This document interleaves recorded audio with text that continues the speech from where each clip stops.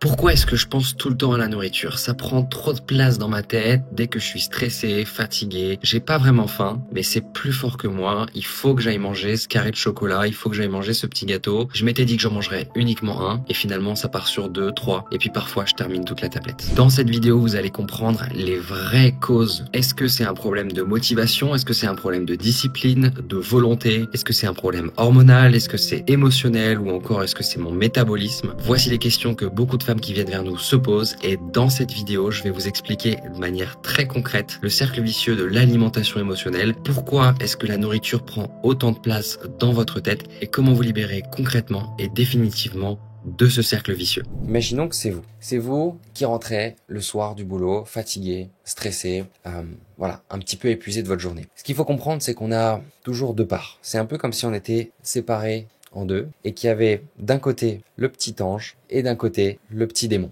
Le petit ange, il sait que manger une pomme, ce serait bon pour la santé. Manger une pomme, ça ferait du bien.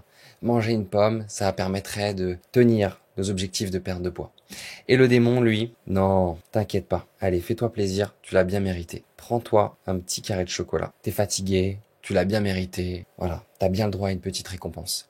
Et je sais pas si vous reconnaissez là-dedans, mais on a toujours ces deux parts de nous qui sont en train de se batailler entre elles. Le petit ange qui dit « Allez, fais attention » et le petit démon qui dit « Non, tu peux y aller ». Et alors pourquoi est-ce que ce petit démon, il a tendance à prendre le dessus? C'est ce qu'on va voir ensemble dans cette vidéo. Ce que je voudrais vous partager, vous expliquer aujourd'hui, c'est ce qu'on pourrait appeler le cercle vicieux de l'alimentation émotionnelle. On se demande souvent, est-ce que du coup c'est parce que je manque de volonté? Est-ce que c'est parce que je manque de discipline? Est-ce que c'est une histoire de motivation? Et en réalité, c'est rien de tout ça. Pourquoi? Parce que si vous ressentez des émotions négatives, est-ce que c'est le stress? Est-ce que c'est la fatigue? Est-ce que c'est des émotions? Quelles sont les émotions qui pourraient déclencher ça? La tristesse, la colère, la honte, bref, plein d'émotions. C'est vrai que les émotions vont jouer un rôle. Et c'est vrai que notre état émotionnel va avoir un impact direct sur nos comportements alimentaires. Et c'est aussi la raison pour laquelle je vais avoir plus envie de me tourner vers le chocolat, de me tourner vers le sucre, de me tourner vers la nourriture. Et le problème de ces comportements alimentaires, c'est qu'ils vont avoir un impact direct sur tout simplement ma prise de poids. Et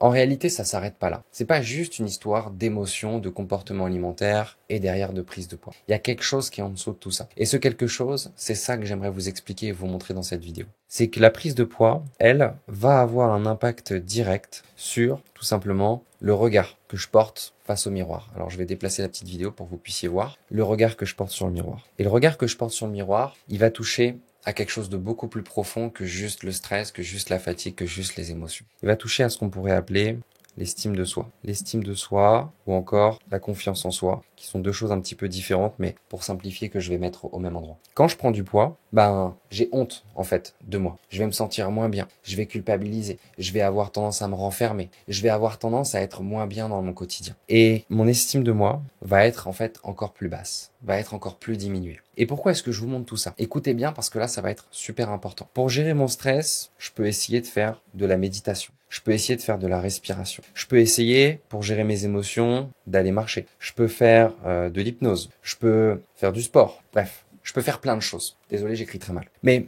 en réalité, toutes ces choses-là vont être un peu inutiles, ou en tout cas un peu inutiles sur le long terme, si je vais pas résoudre ce qu'il y a en dessous de tout ça. Et ce qu'il y a en dessous de tout ça, malheureusement, c'est justement cette notion d'estime de soi et de confiance en soi. Si aujourd'hui, vous ne vous aimez pas, si vous avez un regard sur vous qui est négatif, il va y avoir dans votre quotidien un espèce de vide en fait qui va se créer. C'est comme un vide intérieur, c'est comme un mal-être. Et vous avez beau un peu faire comme si tout allait bien dans votre vie de tous les jours et vous êtes obligé, si vous êtes maman, si vous avez un boulot, vous êtes obligé de vous donner à fond, vous êtes obligé de montrer aux autres que tout va bien et vous êtes sûrement quelqu'un de fort dans la vie de tous les jours, mais à l'intérieur, il y a comme ce décalage entre ce que vous montrez à l'extérieur et ce que vous ressentez à l'intérieur. Et c'est cette espèce de vide en fait qui va créer le cercle vicieux de l'alimentation émotionnelle et qui va faire que derrière on va avoir tendance à se tourner beaucoup plus facilement vers la nourriture, qu'on va avoir plus de stress, plus de fatigue, plus d'émotions négatives. Combien ça coûte en énergie de faire bonne figure, de montrer que tout va bien alors qu'à l'intérieur on se sent mal? Combien ça coûte émotionnellement de garder ça en soi, de ressentir ce qu'on peut appeler un stress, un mal-être et tout ce que ça engendre dans la vie de tous les jours. Parce que quand on se sent moins bien pour aller faire des sorties, quand on se sent moins bien pour prendre la parole en public, quand on a un boulot à responsabilité, quand on est dans ce mood-là et que ce vide, il reste présent, je vais avoir tendance donc forcément à me tourner vers la nourriture, vers le chocolat, vers le sucré, parce que c'est justement le moyen le plus simple et plus efficace et le plus rapide que notre corps, notre psychologie, notre cerveau en fait trouve pour pouvoir combler ce vide. Chaque vide a besoin d'être rempli. Okay, ça, c'est de la thermodynamique. Donc, mes comportements alimentaires, ils vont avoir un impact direct forcément sur ma prise de poids, sur mon métabolisme, bref, sur plein de choses. Et du coup, c'est ça aussi qui va rabaisser mon estime de moi, ma confiance en moi. Et c'est un petit peu comme un cercle vicieux qui tourne en rond. Donc là, mon schéma n'a plus grand-chose à voir, mais c'est vraiment ça qu'il est important de comprendre. Parce que tant que je ne résous pas ce qu'il y a en dessous, et tant que je vais pas faire un réel travail d'abord, d'apprendre à mieux gérer mon estime de moi, d'apprendre à avoir un meilleur regard sur moi, et tant que je vais pas travailler les causes profondes de tout ça, et ça, ça vient de plein de choses, hein. Ça vient des croyances, de mon éducation, de mon vécu, ça vient des choses difficiles que j'ai pu vivre, des choses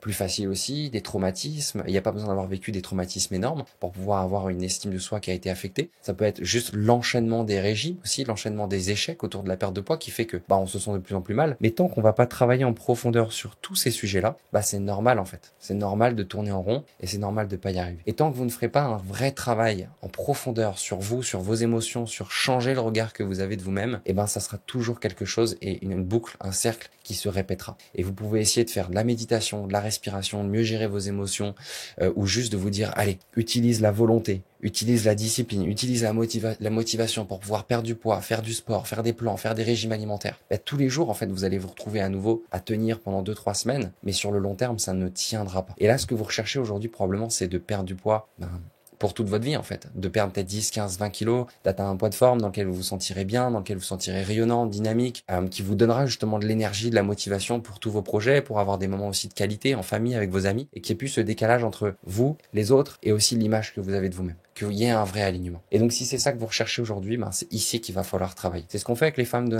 notre accompagnement, c'est ce qu'on fait avec les femmes qu'on aide au quotidien. Si jamais ça vous parle et que vous vous reconnaissez là-dedans, je vous inviterai tout de suite à réserver votre rendez-vous avec un membre de l'équipe. C'est un bilan gratuit qui nous permet de faire le point sur votre situation et de voir concrètement est-ce que l'un de nos accompagnements pourrait vous aider. Et sinon, je vous mets juste en haut une autre vidéo qui parle d'alimentation émotionnelle et là plus de solutions concrètes de comment s'en libérer.